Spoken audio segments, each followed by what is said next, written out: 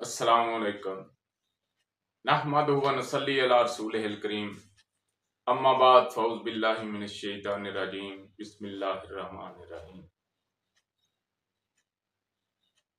हाज़रीन व नाज़रीन अज़ीज़ हुक्मा, आज मैं आपको बुखार के मुतल्लक मालूमात फराहम करूँगा। बुखार जो है कोई बीमारी नहीं है बल्कि इलामत है। बुखार रतूबत की ज़्यादती से, खुश्की की ज़्यादती से, गर्मी की ज़्यादती से, खौफ से, एक्सीडेंट से, चोट आने से, बहुत सारी वजूहात जो हैं ये बुखार की अलामात जो है वो पैदा करती हैं। अब तमाम बुखारों का एक ही इलाज नहीं है। मैं फिर बताता चलूं कि ये एक अलामत है, बीमारी नहीं है। आपने जो असल सबब है उसको दूर करना है।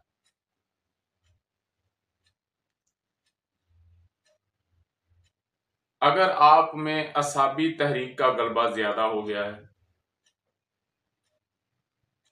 तो आप का माथा जो है ये गर्म होगा। आपने चेक करना है कि माथा गर्म है।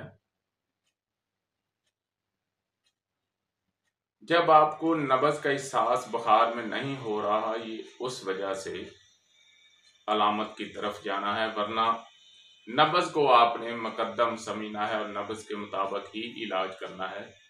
अगर नब्ज की समझ नहीं आ रही और मरीज को बुखार है तो आपने फिर चेक करना है। खासकर जो बच्चों को बुखार होते हैं उसमें आपने देखना है कि अगर सिर्फ माथा गर्म है तो ये असाबी बुखार है।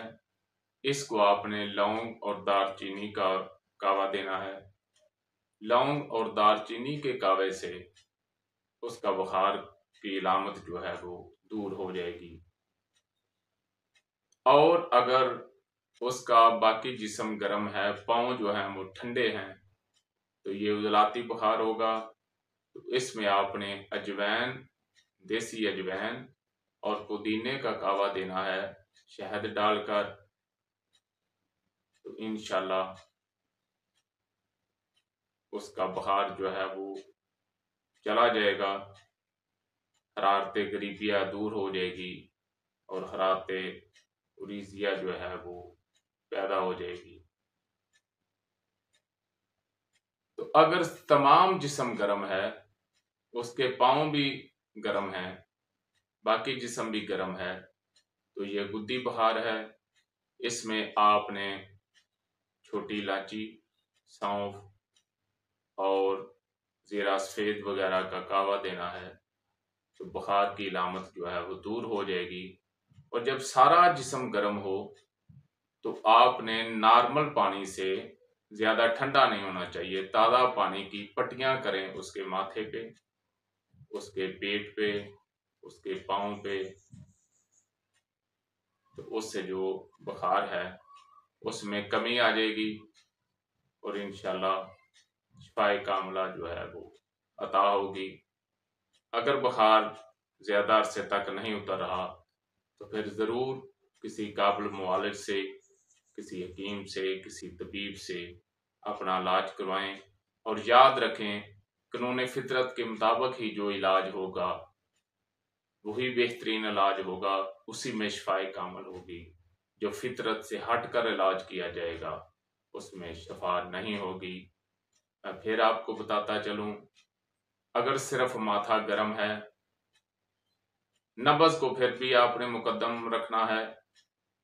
नब्ज का एहसास नहीं हो रहा या छोटे बच्चे हैं तो आपने देखना है कि माथा गर्म है, तो उसको आपने लौंग और दालचीनी का कावा देना है।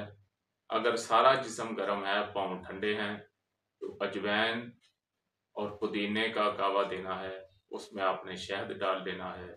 और अगर सारा जिस्म गर्म है तो छोटी इलायची, सौंफ और जीरा सफ़ेद का कावा मीठा डालकर देना है। वमा अलैना इल्लल बलाग। नाज़रीन, अगर आपको हमारी वीडियो अच्छी लगी तो हमारे चैनल को सब्सक्राइब करें, लाइक करें, शेयर करें, ताकि कानून तिब और कानून फितरत के मुताबिक हमारी हर वीडियो आप तक पहुंचती रहे। शुक्रिया।